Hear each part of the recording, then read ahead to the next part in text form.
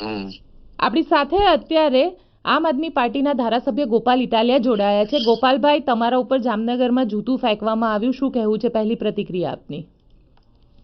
હું જ્યારે મારું વક્તવ્ય ચાલુ હતું, લગભગ 10-15 મિનિટ સુધીનું વક્તવ્ય મારું પતી ગયું હતું, અને જ્યારે હું ત્યાં સુધી તો બધું બરાબર હતું. પછી ચાલુ ભાષણમાં અચાનક મેં જોયું કે પોલીસની સંખ્યા વધી ગઈ સ્ટેજની આસપાસ. 2 કોન્સ્ટેબલ આવ્યા અને સ્ટેજની જમણી સાઈડ ગોઠવાઈ ગયા, બીજા 2 આવ્યા ડાબી સાઈડ ગોઠવાઈ ગયા. ત્યાર પછી સબ ઇન્સ્પેક્ટર અને ઇન્સ્પેક્ટર આવ્યા અને એ પણ ઉભા રહી ગયા. એટલે અચાનક લગભગ 10-12-15 પોલીસ વાળા આવીને ચારો તરફ ગોઠવાવા લાગ્યા. એટલે મને એવું લાગ્યું કે કદાચ એમને કોઈ મેસેજ હશે અને એલર્ટ પોઝિશનમાં આવ્યા હશે. પણ વાસ્તવિકતા એ હતી કે પોતે જ લઈને આવ્યા હતા. અને જેવો પેલો માણસ આવીને નીચે બેસી ગયો અને પોલીસ આવ્યા, એટલે પોલીસ એને પબ્લિક પકડી ન લે, પબ્લિક સાથે કઈ ઝપાઝપી ન થાય, એવા પૂરા પ્રી પ્લાનિંગ સાથે કમ્પ્લીટ આયોજન કરીને આવેલા. એટલે જેવું પેલા જૂતું માર્યું એટલે પછી પોલીસે એને પકડીને લઈ જાય, એટલે પબ્લિકના હાથમાં આવે નહીં, એને લોચા લબાચા ન થાય એમ. એટલે આખી ઘટના બની.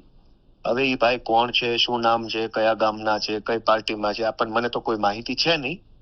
પણ જે રીતે પોલીસે એને પ્રોટેક્શન આપ્યું અને પોલીસે કમ્પ્લીટલી એને આખું સપોર્ટ આપ્યો, એ જોતા કંઈક ને કંઈક ભાજપના પેટમાં તેલ રેડાયું હોય એવું માનવાને કારણ છે. નહીં તો પોલીસ આટલો સપોર્ટ કરે નહીં.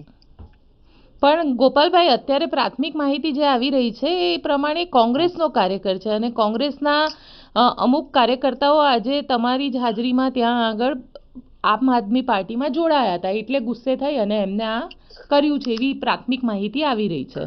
તો પોલીસે કોંગ્રેસના કાર્યકર્તાને આવું કૃત્ય કરવામાં સપોર્ટ કેમ કર્યો?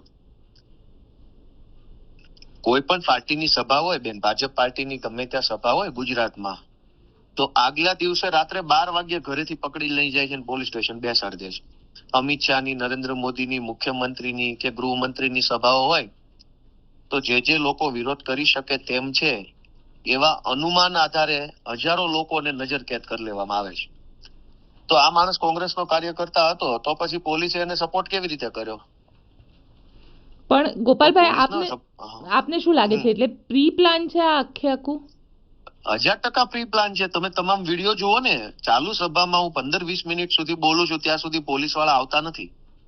અચાનક જ તે પોલીસ આવે છે, જેવા પોલીસ વાળા આવીને ઉભા રહે છે તરત જ તે જૂતો ફેંકાય છે અને તરત જ પોલીસ એને કોર્ડન કરીને લઈ જવા માટે નીકળી જાય છે.